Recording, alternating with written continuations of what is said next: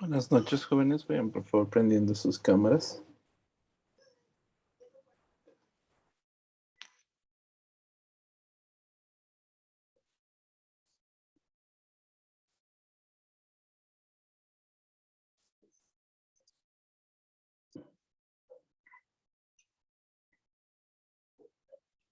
Bueno, son las 7:00. Vamos a empezar con lo que es, continuar con lo que es el hito 3.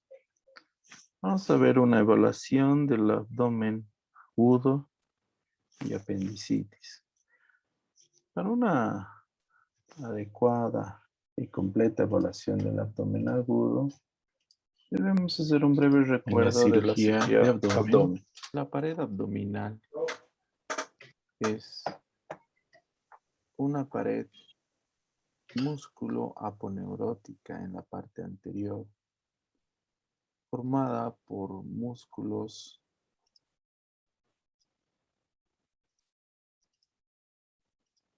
anterolateral del abdomen. Músculos como el recto anterior del abdomen derecho, recto anterior del abdomen izquierdo. Además de esto, tenemos los músculos a los lados, el oblicuo externo, el oblicuo interno, el transverso y un músculo inconstante que es el músculo piramidal. Esta composición de la pared abdominal se mantiene por aponeurosis que van a dar cada uno de los músculos, desde el transverso, oblicuo interno, oblicuo externo, y se dividen de forma equitativa alrededor del músculo recto anterior del abdomen, por encima del arco de Douglas. El arco de Douglas es este espacio que está a unos 5 centímetros del ombligo por debajo. Por debajo de ese arco de Douglas, si ustedes ven, las aponeurosis se ponen hacia adelante. Es decir, todas van hacia adelante. Es por eso que hacia atrás solamente está un reforzamiento del peritoneo que se denomina la fascia transversalis.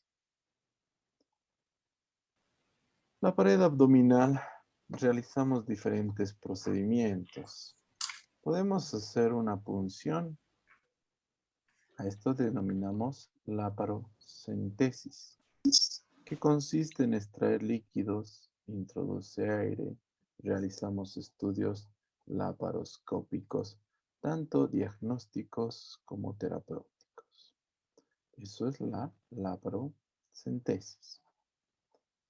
La laparoscopía es un procedimiento reglado que no solo nos permite diagnóstico visual, sino también diagnóstico terapéutico.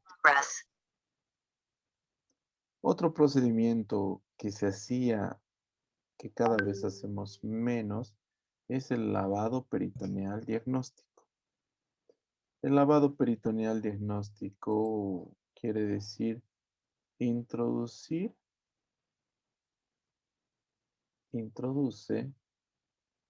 líquido dentro de la cavidad abdominal y esperas un rato y lo vuelves a sacar. Y ves si el líquido ha cambiado. Puede verse macroscópicamente. Puede tener sangre, detritos intestinales, y ahí sabemos que está perforado. O puede mandarse esa muestra al laboratorio, y ahí van a ver si existe amilasa por pancreatitis. Pero todo eso ha sido reemplazado. Actualmente, lo único que realizamos es exámenes de gabinete con procedimientos más avanzados como son la tomografía axial computarizada, el- la resonancia magnética, la misma ecografía, ¿no? Entonces, esto de lavado peritoneal diagnóstico que ven acá, ya muy poco hacemos, mm, cada vez menos por los recursos que tenemos acá. Otro procedimiento que se hace es la laparotomía. Como su nombre indica, tomía, corte. Es un corte a través de la pared abdominal con bisturí frío y bisturí eléctrico.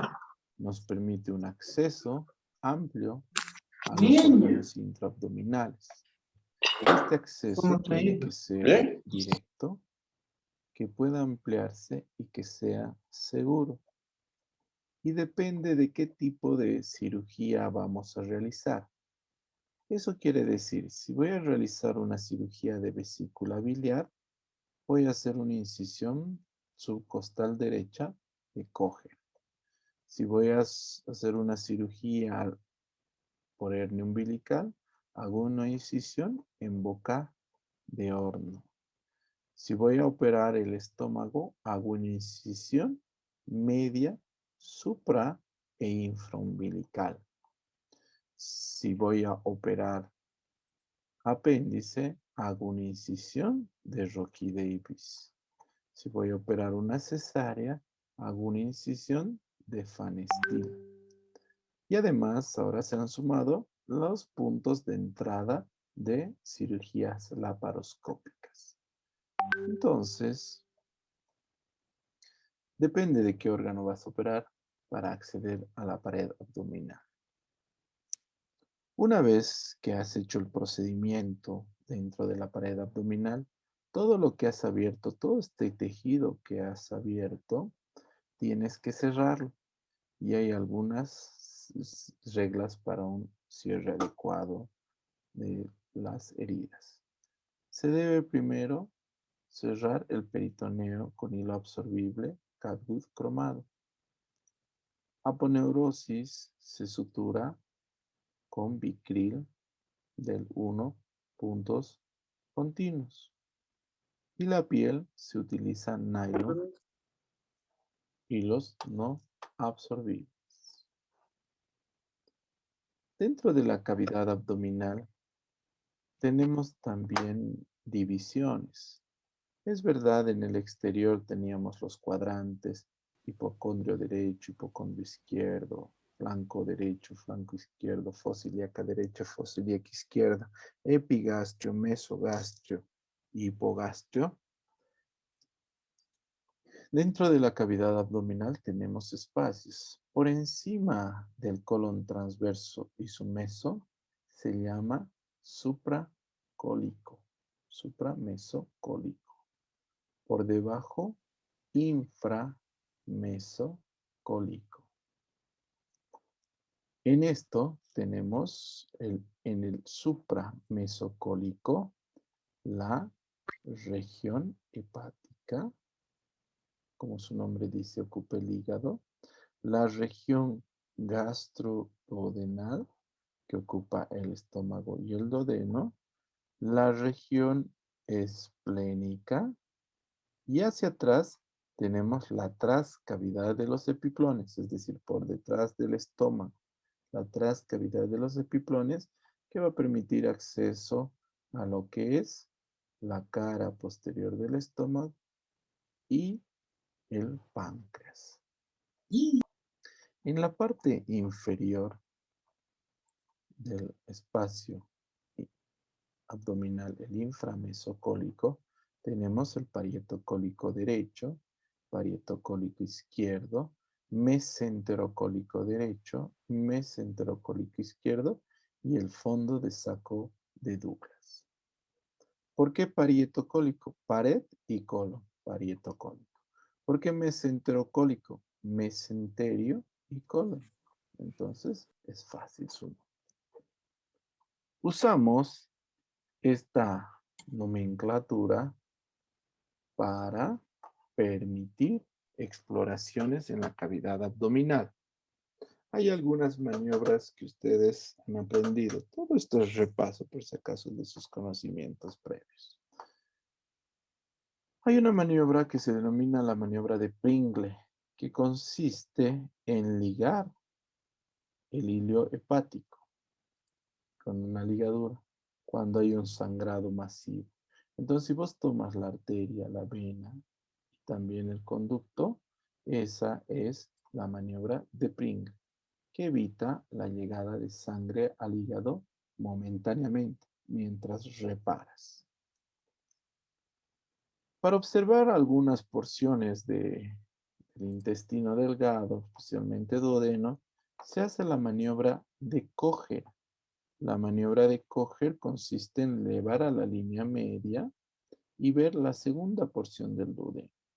Entonces, la maniobra de Kocher te permite ver la segunda porción del duodeno. La maniobra de Cattell te permite ver la tercera y la cuarta porción del duodeno. Entonces, maniobra de Kocher para segunda porción, maniobra de Cattell para tercera y cuarta porción. A través de una incisión entre el estómago y el epiplón, que se llama vía intergastroepiploica, se puede ver la trascavidad de los epiplones para ver la cara posterior del estómago y el páncreas. A través de la vía intercolonoepiploica, entre el colon y el epiplón, también se ve la trascavidad de los epiplones. Esto es lo que queremos ver. Y otra vía transmesocolónica. De esa manera se accede a esos espacios. Finalmente, el hueco pélvico es muy sencillo de evaluar porque las vísceras abdominales son móviles. ¿Qué quiere decir eso?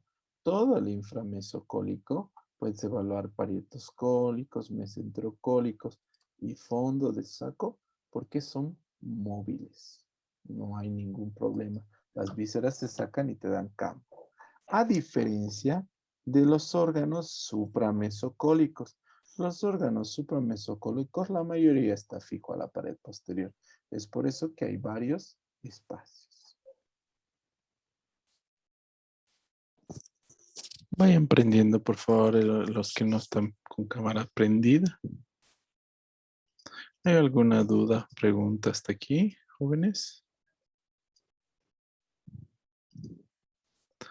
Una de las causas más comunes del abdomen agudo es la apendicitis. Vamos a repasar un poco de apendicitis.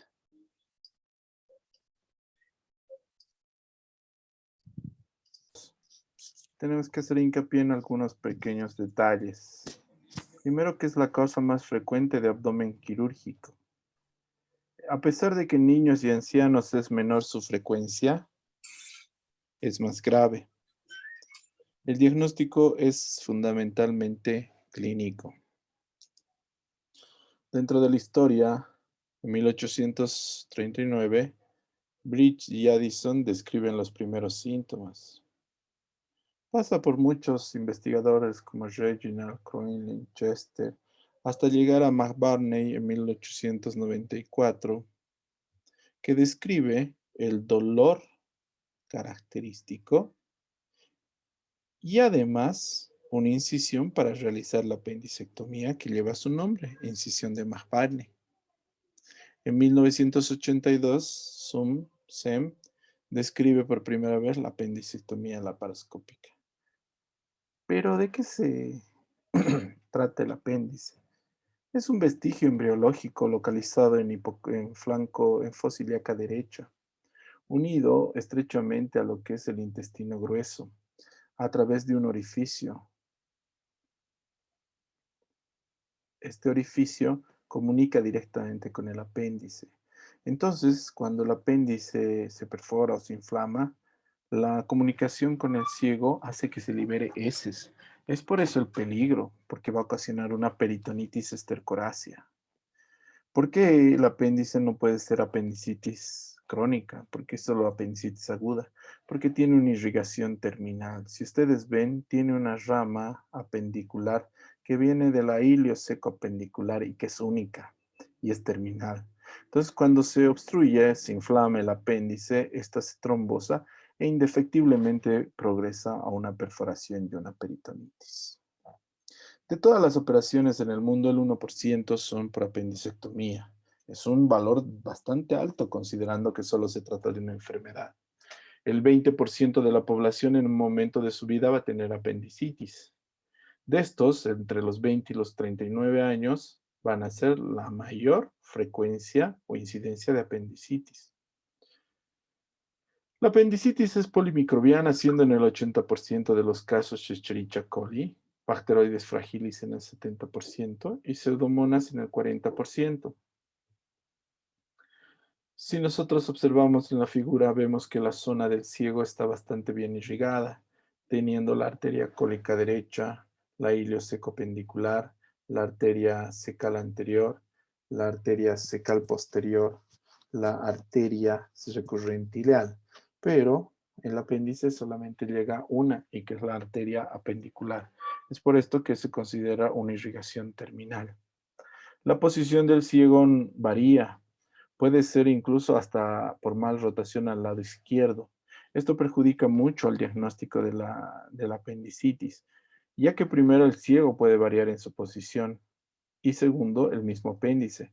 Puede ser descendente interno, descendente preilial, perdón, ascendente preilial, ascendente retroilial, ascendente externo, ascendente retrocecal. Entonces, todas estas posiciones dan diferentes síntomas y signos. Esta frecuencia es bastante común. En este caso, vi esta paciente que operé de apéndice y si ustedes observan, este es el hígado y de ahí sale el apéndice. Es casi un apéndice subhepático.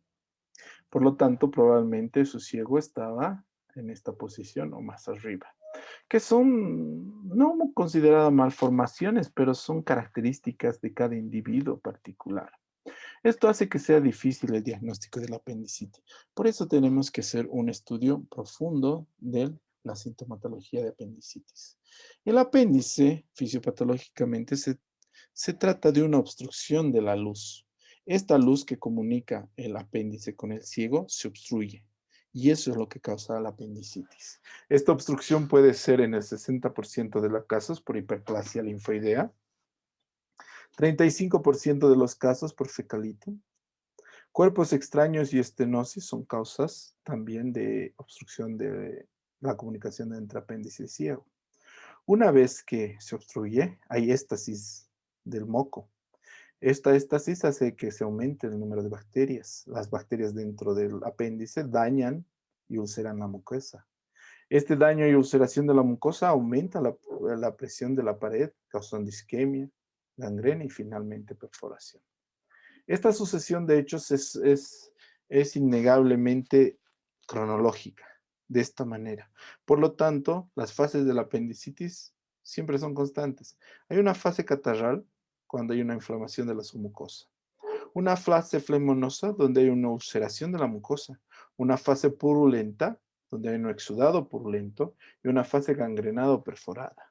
Entonces, indefectiblemente van a pasar todas estas fases en la apendicitis. Clínicamente se caracteriza por la aparición de un dolor súbito, sordo, no identificable en epigastrio. A las 6 horas migra a la fosa ilíaca derecha. Y si revienta el apéndice, se vuelve el dolor difuso y en todo el abdomen. A esta migración de 6 horas del epigastrio a fosa ilíaca derecha se denomina cronología de Murphy. Aparece la cronología de Murphy porque el apéndice, si ustedes ven este apéndice, cuando se edematiza, está inervado por este plexo solar. Miren, aquí está el esófago y aquí estaría el estómago. Por eso duele en epigastrio, porque aquí es donde siente el dolor visceral. Cuando el apéndice está necrosado así, se apoya a la pared, al del peritoneo parietal. Y entonces estos nervios lumbares son los que identifican y por eso ya se nota el dolor en fosa ilíaca derecha. A eso se denomina cronología de Murphy. Existen signos y síntomas bastante buenos para diagnosticar apendicitis. Primero, el dolor en el punto de Mahbane. El punto de Mahbane se conoce como la distancia que existe entre el ombligo y la espina iliacal superior. La unión de los dos tercios internos con el tercio externo da justamente donde está el apéndice. Si tú comprimes ahí, como el apéndice está inflamado, va a causar dolor al paciente. Signo de Robson. El signo de Robson es compresión en fosa ilíaca izquierda y dolor a fosa ilíaca derecha. Es porque el ciego está lleno de gas. Y si tú comprimes este lado, el gas bruscamente viene a este lado y esta inflamación hace que le duela. Signo del psoas y el obturador es en relación a que está apoyado el apéndice sobre estos músculos. Aquí está el músculo psoas. Entonces, la contracción brusca de estos músculos hace que esta zona le duela al paciente. Entonces, por eso son estos signos los más conocidos. No son los únicos. Existe el signo de iliopsoas, existe el signo de Basler, el signo de Ten Hoor, signo de Dunphy, signo del obturador, maniobra de Macke-Leach, maniobra de Hausmann, maniobra de Klein, punto subpubiano. Todos esos con la finalidad de hacer un diagnóstico. Pero el diagnóstico tiene que ser inteligente, viendo las características del paciente e inclusive si está embarazada. Si está embarazada el paciente, por crecimiento del útero, el apéndice va migrando a los 4, 5, 6 y a los 8 meses. Miren dónde aparecería el apéndice a los 8 meses en una embarazada. Es verdad que el diagnóstico es clínico, pero puede ayudarnos el examen de laboratorios. Laboratorios precisos como hemograma, que nos va a presentar una leucocitosis con desviación a la izquierda, máximo de 10.000 a 20.000 leucocitos. El parcial de orina va a presentar a veces leucocitos y eritrocitos. Podemos además de eso pedir radiología. Radiología un poco antiguo, pero se ve niveles hidroaéreos, signos de fecalito, escoliosis, todos estos, borramiento del psoas, todos estos signos radiográficos, un poquito han dejado de lado el diagnóstico. Actualmente se realiza el diagnóstico con ecografía, porque mediante el ecógrafo podemos ver directamente al apéndice y decir si está inflamado o no está inflamado. Claro que es operador dependiente. Eso quiere decir mucho depende de quién está haciendo la ecografía. También si es muy gordo o flaco el paciente. Innegablemente en estas fechas actuales la tomografía nos ayuda bastante al diagnóstico de apendicitis. Estoy diciendo el diagnóstico. Antes se utilizaba solamente para complicaciones. Actualmente el uso está más generalizado y se está usando incluso para el diagnóstico. Inconvenientes de la tomografía es que necesita un especialista para que interprete. Y segundo, es un poco más caro. El diagnóstico diferencial de apendicitis es complejo y es largo. En niños en edad escolar, preescolar, intususcepción, divertículo de Meckel, gastroenteritis. En niño en edad escolar, gastroenteritis, linfadenitis, enfermedad inflamatoria. En adultos, pielonefritis, colitis, diverticulitis, torsión testicular, epididymitis. Y en mujeres, ahí estamos fregados, hay de todo, enfermedad pélvica inflamatoria, absceso tubovárico, quiste ovario, torsión ovárica, embarazo ectópico, el folículo de Graf-Rocco, endometriosis, además de estos otros. Entonces, muchas veces en las mujeres, tanta es la duda que metemos el laparoscopio siempre para ver cómo está el apéndice. ¿Por qué es tan importante el diagnóstico del apendicitis? Porque la complicación es grave. La perforación nos da abscesos, peritonitis, y la apendicitis nos da piliflebitis. La piliflebitis es la trombosis séptica ascendente a través de la vena mesentérica superior. Llega al hígado. 90% de mortalidad. Una vez diagnosticado la apendicitis debe ser operado. Solo se discute si va a ser la operación abierta o cerrada.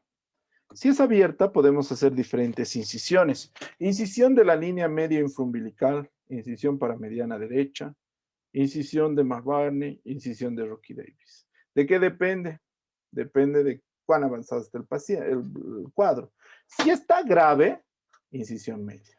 Si todavía está inicial, puedes hacer incisiones estéticas. ¿Qué se hace? La apendicectomía típica consta de 6 pasos.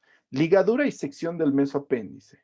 Ligadura y sección del mesoapéndice. Jareta seromuscular. Jareta seromuscular es esta estructura alrededor. Tripsia y coprostasis. Esto es lo que estamos apretando. Ligadura del mesoapéndice. Aquí lo ligas el mesoapéndice. Invaginación y cierre de la jareta. Y la mesoplastía que no está aquí. Esos son 6 pasos que siempre les van a preguntar. Aquí vemos ligadura y sección del mesoapéndice. Ligadura y sección del mesoapéndice. Aquí está el apéndice. Jareta, seromuscular y ligadura del apéndice, de la base apendicular. Forci, presión, es decir, aprietas aquí. ¿Para qué? Para que sea más delgado, se adelgaza así la base, es más fácil de manejar.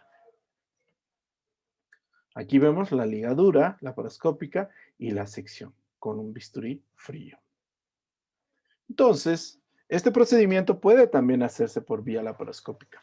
Obviamente es menos herida, recuperación más rápida, menos trauma hepático, menos dolor.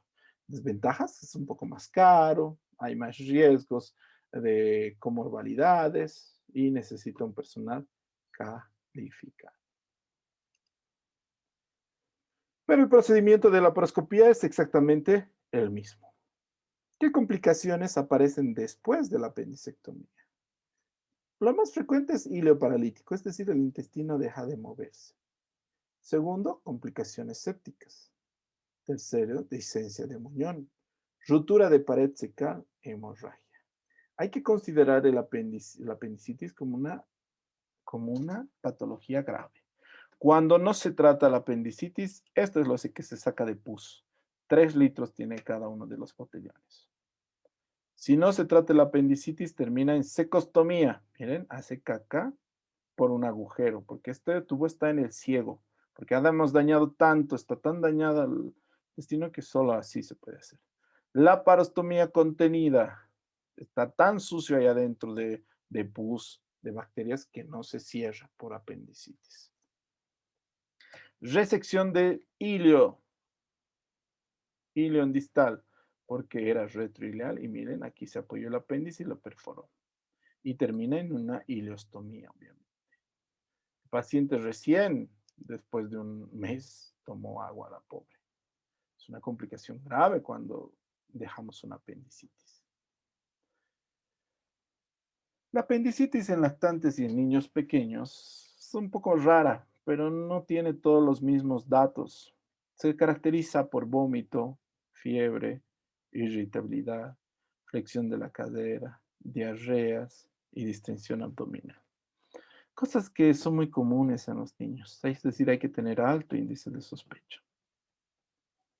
Las apendicectomías, los tipos, se realizan porque el apéndice está inflamado.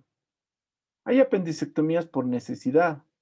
Cuando estamos operando un divertículo y revisamos el apéndice y vemos que el, el tumor, o bueno, estás muy sospechoso de la apendicitis, entonces lo retiramos. Cuando hay apendicectomía incidental, cuando estamos operando y vemos el divertículo y vemos el apéndice enfermo y lo retiramos. Y apendicectomía profiláctica es cuando, digamos, los astronautas tienen que hacerse apendicectomía, porque en el espacio, ¿quién les va a operar? O los que van al polo norte, al polo sur, tienen que hacerse apendicectomía, porque si no, ¿quién les va a operar? Algunas veces se sientan tumores en el apéndice, benignos, mucosela y pólipos, malignos, carcinoides, adenocarcinomas, cistoadenocarcinoma mucinoso y adenocarcinoma. La apendicitis, como ven, es un proceso bastante sencillo. No sé si tienen alguna duda o pregunta en relación al cuadro de la apendicitis. Sí, doctor. Hace un momento había mencionado que se tiene que hacer con un bisturí frío. ¿Por qué tiene que estar frío? No, es el nombre, el instrumento se llama Ah, ok. bisturí frío. Es, su nombre es, ¿no? Doctor, una consulta cuando en realidad se presenta el apendicitis en una mujer embarazada, ¿se debería operar? Claro, porque es mortal el apendicitis. Si fuera vesícula todavía podemos esperar, pero en apéndice, no importa la edad gestacional, se tiene que operar. ¿Y qué cuidados tendría que tener en este caso de esta paciente embarazada? Bueno, primero no manosear mucho la cavidad abdominal, utilizar una anestesia regional, no general, y ver cómo evoluciona el infante, ¿no? Porque obviamente va a tener complicaciones.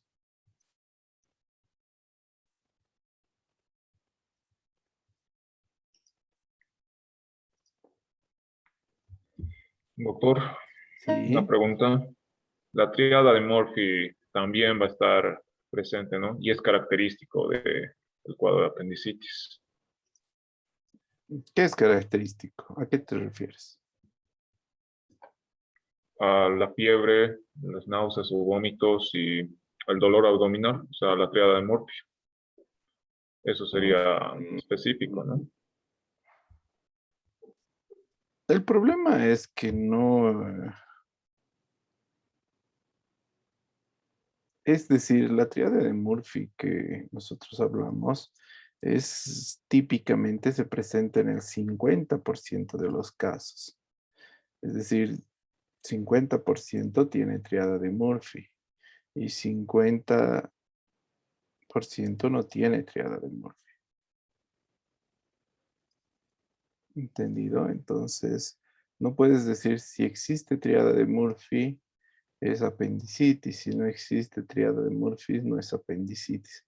Lamentablemente la apendicitis tiene esta característica fea de que no existe una forma de hacer un diagnóstico de precisión.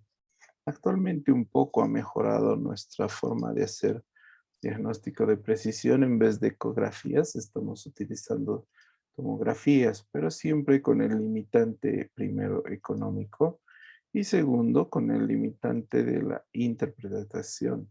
No todas las personas saben interpretar tomografías, ¿no? Vamos a ver en la próxima clase en relación al- a una historia clínica o a un buen examen clínico, una historia que voy a compartirles para que hagan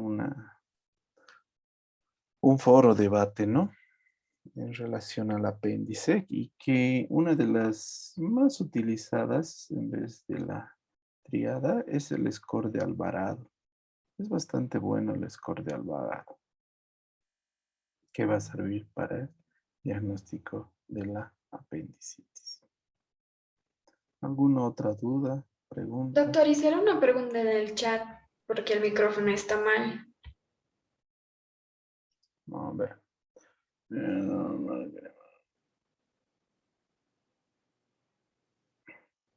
No, no es una bomba, ¿no? No es cuánto tiempo tengas. Depende de muchos factores. El estado inmunológico del paciente es fundamental.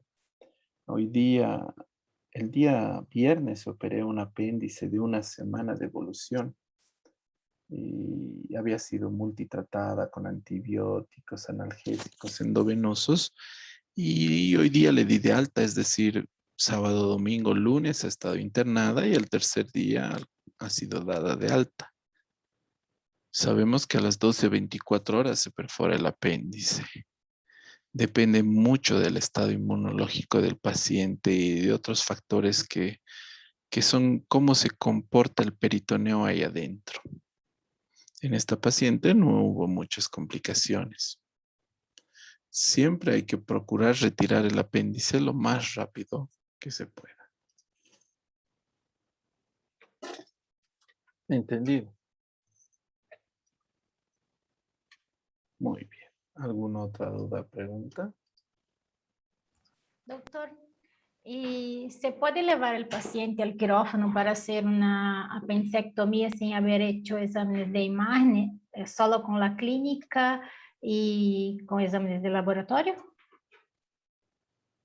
Alguna vez se hace, pero cada vez las leyes son más estrictas y, y a pesar de que vos le salves la vida al paciente, después te pueden acusar de que has hecho una mala práctica, de que no has seguido el protocolo adecuado. El protocolo es exámenes de laboratorio, exámenes de gabinete, radiografía, ecografía, tomografía, valoración cardiológica y recién al quirófano.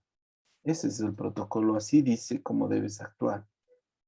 Obviamente nosotros médicos podemos tratar de salvar vidas y evitar complicaciones haciendo más rápido este proceso.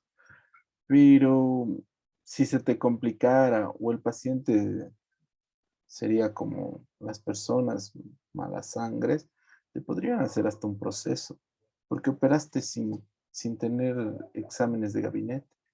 Y eso va en contra del laboratorio, digo, en contra del protocolo.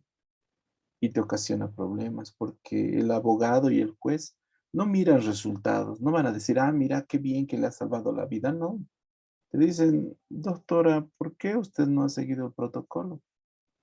Pero es que le salvé, no, aquí dice radiografía y ecografía, ¿dónde está? Es que era medianoche y se enfermó el radio, no, aquí dice radiografía, pero es que no hay, el protocolo es así.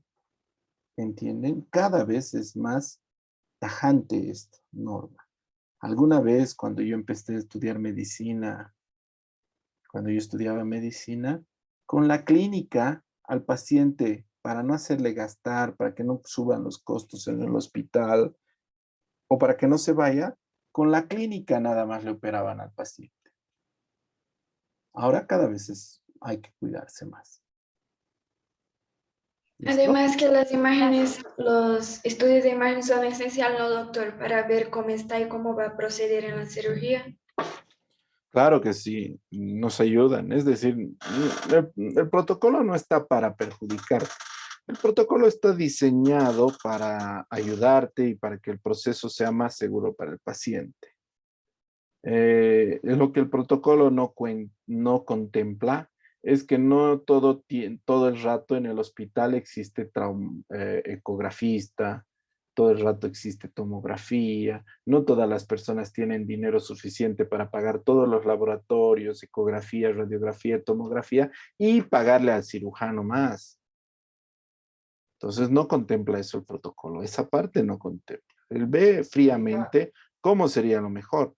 Obviamente, si a mí me preguntas, es mucho mejor hacer el protocolo, laboratorios de sangre, radiografía, tomografía, ecografía, y recién lo metes a quirófano. No demora mucho, sabemos que el rayos X es 5 minutos. La ecografía, 15 minutos. La tomografía, otros 15 minutos. Entonces, en 1 hora el paciente ya está en quirófano. Es decir, no demora mucho este proceso. Lo que impide es el costo y segundo, lo que impide es que no siempre hay especialistas del ramo. ¿Listo? Pero idealmente hay que seguir el protocolo.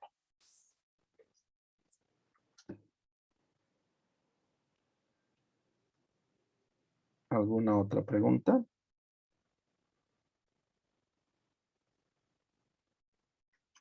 Bueno, vamos a ver una apendicectomía laparoscópica. ¿Se ve? Se ve, ¿verdad? Sí, doctor. Se ve, ¿no? Sí, doctor. En este video, no se preocupen, no va a ser tan largo. Si ustedes ven, hay mucho líquido libre. Ese líquido es pues lleno de bacterias. Entonces aspiramos. Está lleno de bacterias ese líquido. Entonces hay que ir aspirando.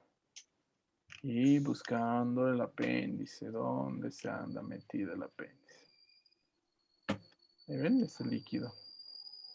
Eso es lo que causa dolor al paciente. ¿Ven cómo va hasta el hígado?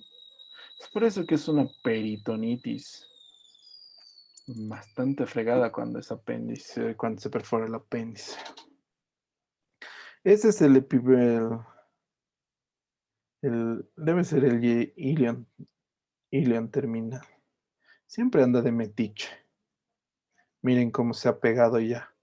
Trata de, ¿ven? De cubrir al apéndice. Trata de localizar el proceso. ¿Ven cómo el intestino ha ido? De metiche nomás.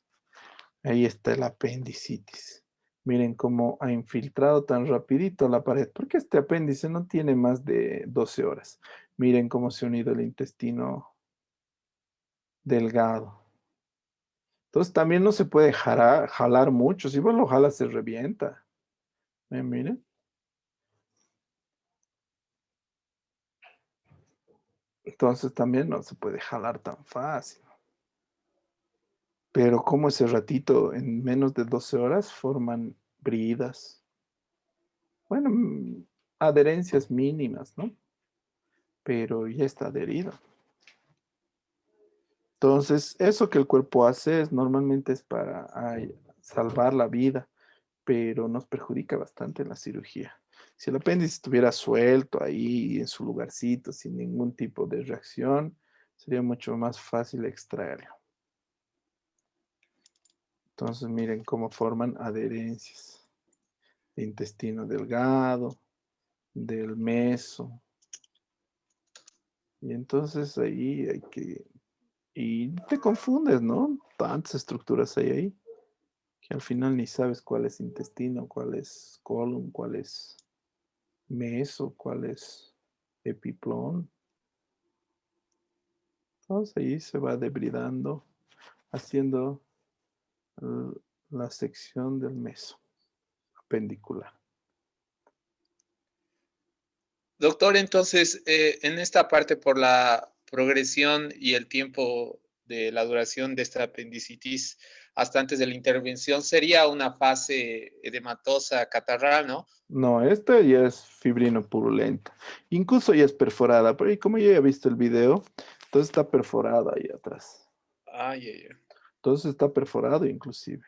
Y para que se perfore no necesita mucho tiempo, es decir, estamos hablando de 12 horas más o menos. ¿Ves? Ahí está saliendo un estercoráceo. Sé que esto es caca. ¿Ven? Eso es caca. Está saliendo del apéndice. ¿Ven? Ahí está perforado. Mucho eso, cada cosita de tener tanta bacteria. Ahora sí, como está perforado y lleno de heces, se usa el endocatch. Miren, eso es un coprolito. Eso es caca. Tiene tantas bacterias, tiene que ir en endocatch. Eso no se puede sacar por la pared así simple. Ven, sigue cayendo estercolitis. Ahí ven. Mejor es agarrarlo a ese. Porque si se te pierde, eso es una bomba atómica de heces. Y eso va a ser una peritonitis grave. Con tantas vísceras uno se pierde, se cae y ya nunca más lo encuentras. ¿Ves? Ahí está.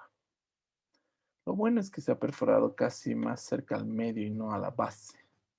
Entonces, es un poquito más fácil tratarlo.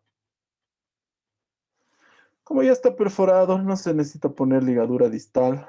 Las heces se han repartido por todo lado. Ya es una peritonitis. Entonces, lo mejor es sacar lo más rápido posible el apéndice. Entonces, no lo ligo, sino lo corto y lo pongo directamente al endocatch.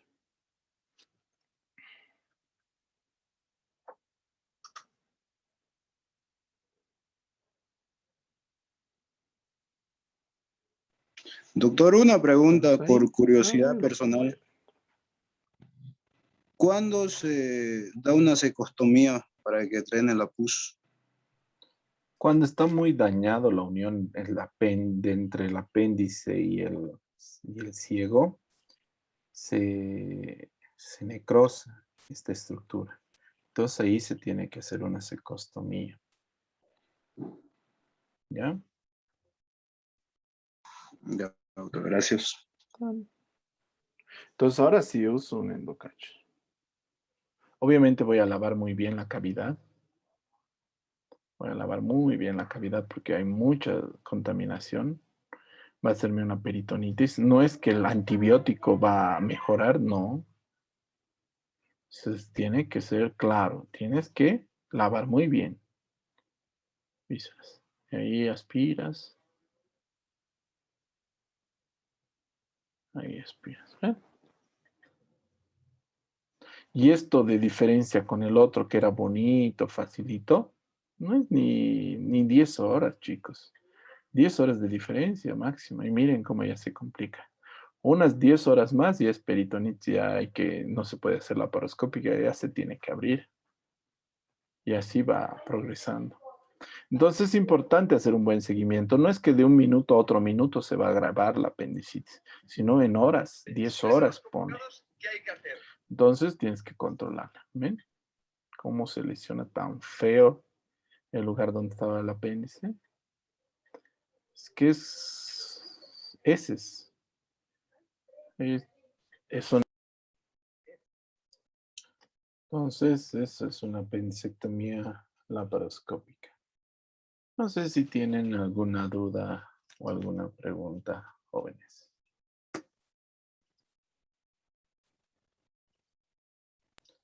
Doctor, en este caso, este último video, ¿cuál es el mejor antibiótico? Depende mucho del criterio del médico. Cuando yo opero apendicitis edematosas, normalmente le doy ceftriaxona nada más. Cuando están fibrinopurulentas, le doy ceftriaxona y metronidazol y ciprofloxacin. Si ya está perforada, con casi peritonitis, ya cambio a ceftriaxona, amikacina y metronidazol. Entonces, depende mucho del estadio del paciente, de lo que encuentres dentro de la cavidad abdominal. En este caso específico, yo le daría metronidazol, ceftriaxona y ciprofloxacin, porque ha habido heces ahí afuera. Cada gramo de heces tiene más bacterias que habitantes en el planeta Tierra. ¿Entienden la cantidad de bacterias que existe por cada gramo de heces? Es esa la comparación. ¿Ya? ¿Alguna otra duda, pregunta? Doctor, una pregunta. Y digamos, las heces de tamaño diminuto, ¿cómo se las trata? Las heces que son microscópicas, dices que son muy pequeñitas. Sí, podría ser. ¿Has visto que metía agua y aspiraba? Sí. Eso se hace. Se mete agua y se aspira. Y hasta que salga líquido claro.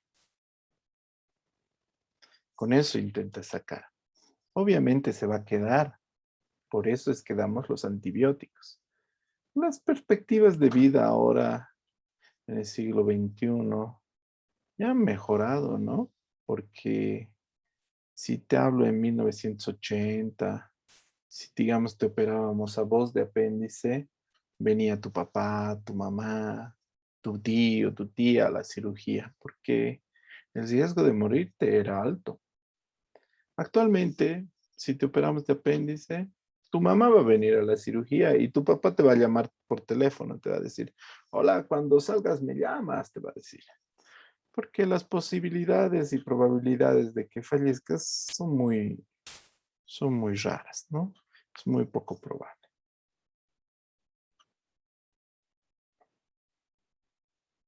¿Listo? ¿Alguna otra duda, pregunta? Hay que hacer hincapié en el diagnóstico, ¿no? No se olviden que el diagnóstico clínico es importante.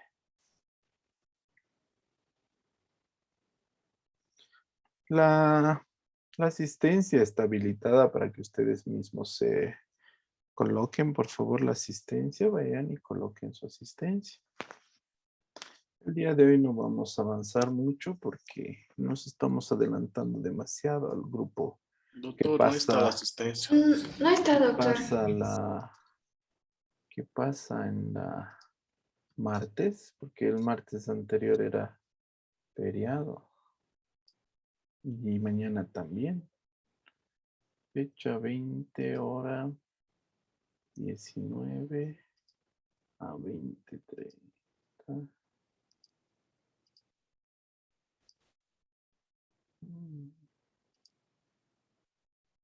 Ver, añadir sesiones lunes.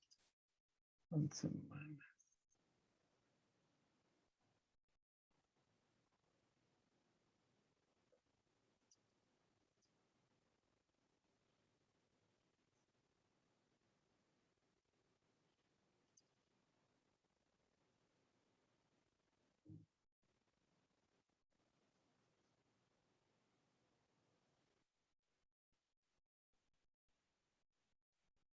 Ya está, ¿no?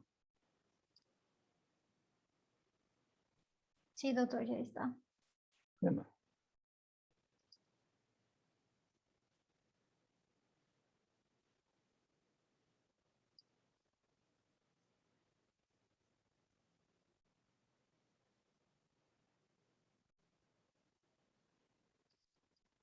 Bueno, eso sería todo por el día de hoy. Vayan estudiando y repasando los temas.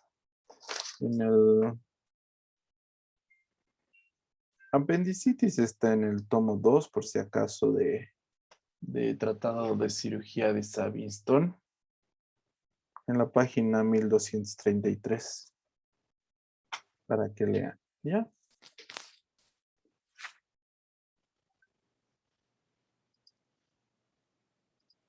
Nos vemos la próxima semana. Que les vaya muy bien, chicos. Hasta luego, doctor.